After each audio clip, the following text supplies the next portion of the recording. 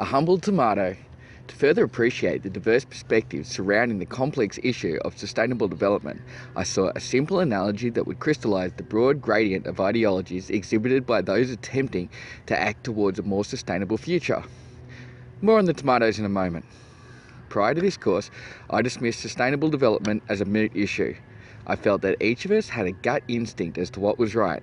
It was simply that some individuals allowed economic interests to dominate their actions. As I gain a further appreciation for the complex interpretations of sustainable development, I understand that not all of these perceived sustainability agnostics are acting without consideration for the future of humanity. Commonly understood as development that meets the needs of the present without compromising the ability of future generations to meet their own needs. This all-encompassing philosophy bestows ambitious goals and obligations on member nations. Inevitably, there exists a whole gamut of seemingly contradictory ideologies concerning the method in which these issues should be addressed.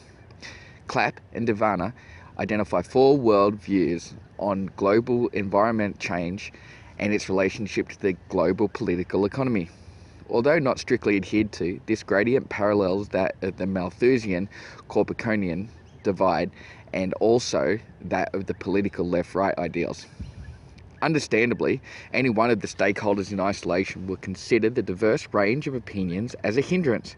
However, on whole, without input from each of the worldviews, there would be little chance of any proposed resolutions being adopted or maintained, particularly under a moderate democratic administration such as we see here in Australia, where continuity throughout oscillations in the political cycle is difficult to maintain.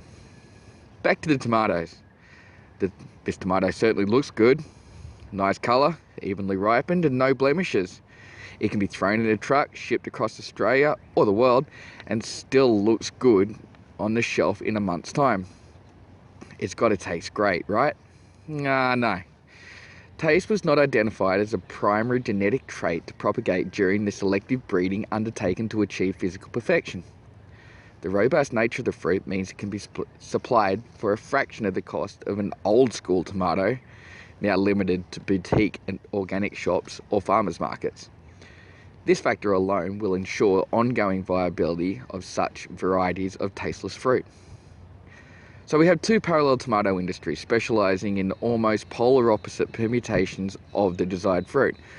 Both interpretations have a valid and sustainable market.